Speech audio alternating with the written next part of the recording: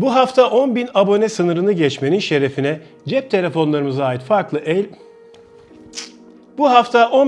sınırını geçmenin şerefine cep telefonlarımıza ait farklı ve eğlenceli kullanım alanlarından bahsedeceğim. Araya da 1,5 yıldır paylaştığım eski içeriklerimden örnekler koyacağım. Dolayısıyla çoğu madde kendi içerisinde özel bölümleri hak eden içerikler olduğundan sonuna kadar izlemenizi tavsiye ederim.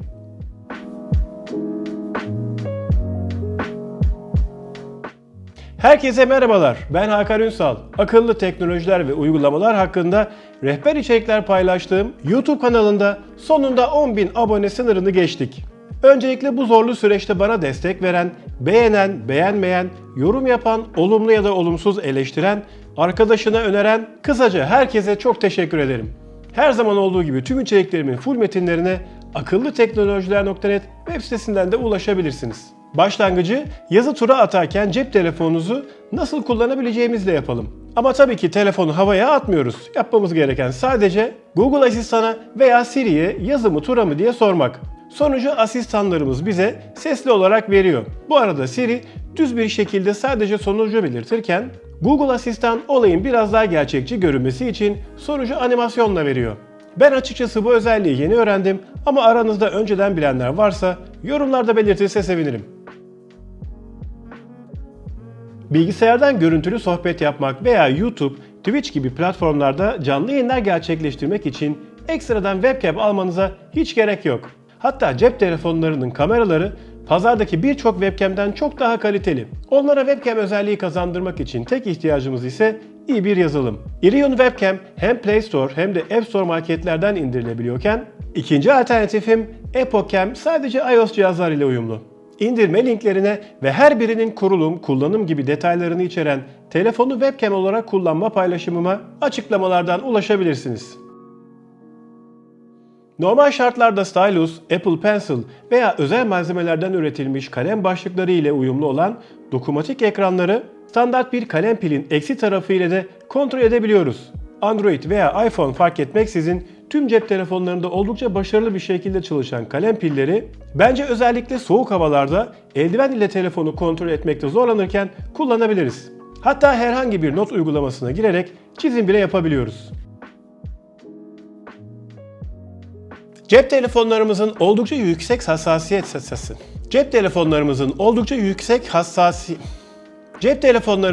oldukça yüksek hassasiyet ayarlarına sahip olan hareket sensörlerini su terazisi olarak da kullanabileceğinizi biliyor muydunuz? Google uygulamalarının bilinmeyen özelliklerinde bahsettiğim bu özellik için ekstradan harici bir uygulamaya da ihtiyacınız yok.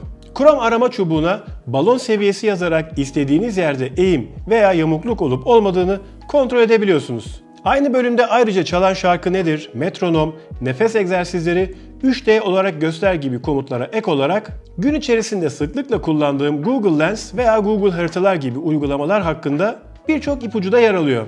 Bölüm linkini aşağıya açıklamalara ekledim. Google demişken arama yaparken ekleyebileceğimiz küçük ama faydalı parametreler sayesinde sonuçlardaki gereksiz alternatiflerden kurtulabiliriz. Mesela Spotify.com gibi beğendiğimiz herhangi bir sitenin benzerine ulaşmak için adresin yanına related yazabilir, hatırlayamadığımız kitap adı, şarkı sözü gibi kelimeler için joker niyetine yıldız simgesini kullanabilir veya uzunluk, sıcaklık gibi farklı birimleri direkt arama çubuğuna yazarak dönüştürebiliriz. İhtiyaç duyacağımız tüm özellikler yine Google Chrome tarayıcısında saklı. Gelişmiş Google arama teknikleri bölümünü de açıklamalara ekledim. Evde veya iş yerinde cep telefonlarımızın ufacık klavyelerine mahkum değilsiniz. Eğer isterseniz Bluetooth desteği bulunan fare veya klavyeleri aynı anda bağlayarak cep telefonunuzu aynı bilgisayar gibi kullanabilirsiniz. Yapmanız gerekense çok basit. Önce klavye veya farenin Bluetooth düğmesine uzun süre basarak aktif hale getiriyorsunuz. Sonra da cep telefonunuzun Bluetooth menüsünden ilgili cihazı seçtikten sonra bildirimleri onaylayarak bağlantıyı tamamlıyorsunuz.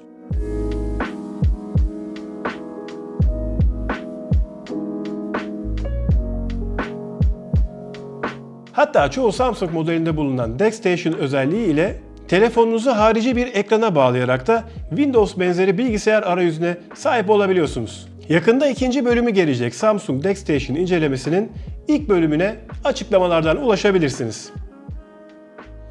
Cep telefonlarını bilgisayara dönüştürebileceğiniz gibi oyun konsoluna dönüştürebilmek de mümkün. Harici kumanda destekleyen oyun önerileri bölümünde bahsettiğim bağlantı alternatifleri arasında tip C üzerinden ses, görüntü ve güç sağlayan harici ekranlar, cep telefonlarınızın çıkışlarına uygun çoklu dönüştürücüler, bir ucu tip C, diğer ucu HDMI olan kablolar veya akıllı televizyon sahibiyseniz kablosuz olmak üzere 4 farklı yöntem bulunuyor. Sonra da geriye harici kumanda desteği sunan mobil oyunlardan birini seçmek kalıyor. Daha detaylı bilgilere açıklamalardaki bölüm linkinden ulaşabilirsiniz.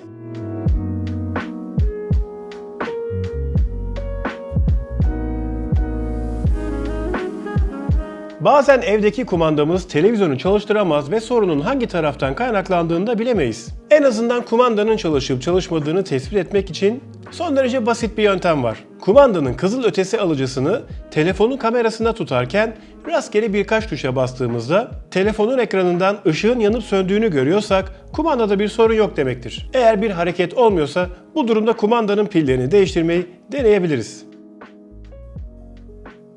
Eğer evde geleneksel yayınlar yerine Apple TV veya Android Box gibi harici medya aygıtlarını tercih ediyorsanız cep telefonlarınızı uzaktan kumanda olarak da kullanabilirsiniz. Bunun için Android Box tarafında hem Android hem de iOS desteği sunan Google'ın Android TV uygulamasını kullanabilirsiniz. İndirme linkleri açıklamalarda. Ben örnek olarak yine kanalda incelemesini yaptığım Xiaomi Mi Box S ile uygulamanın eşleşmesini Bluetooth üzerinden bağlantıyı yönet menüsündeki yönergeleri takip ederek tamamladım. Sonra da oldukça sade arayüzündeki sesli komutlar, telefon klavyesi, yönlendirme tuşları, geri, ana sayfa veya duraklat oynat gibi sık kullanacağımız komutlara hızlıca ulaşabiliyoruz. Ben en çok şifre girerken telefonun klavyesini kullanıyorum. Apple TV'ler içinse zaten iPhone içerisinde yüklü gelen Remote uygulaması siz bir şey yapmanıza gerek kalmadan otomatik olarak algılanıp kullanılabilir hale geliyor. Remote Mouse cep telefonunuzun veya tabletinizin ekranını mousepad olarak kullanabilmeyi sağlıyor. Mac, Windows, Android, iOS veya Linux gibi en popüler platformları destekleyen uygulama için hem cep telefonunuza hem de bilgisayarınıza iki ayrı yazılım yüklemeniz gerekiyor. Linkleri yine açıklamalara ekledim.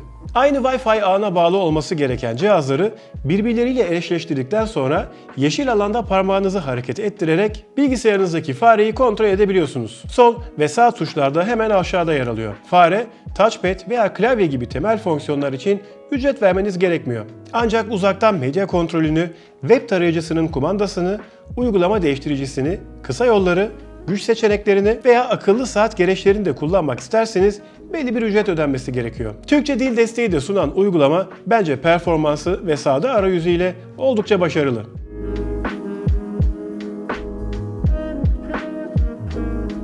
Evet, umarım sizler için toparlamış olduğum ipuçlarını beğenmişsinizdir. Eğer sizlerin deneyimlediği farklı kullanım alanları veya uygulamalar varsa yorumlardan paylaşabilirsiniz. Son olarak videoyu sonuna kadar izleyenlere teşekkür ederken içeriklerimi beğeniyorsanız bana destek olmak için hem kanala hem de Instagram hesabıma abone olabilirseniz sevinirim. Haftaya farklı bir içerikte tekrar görüşene kadar kendinize çok iyi bakın. İkinci alternatifim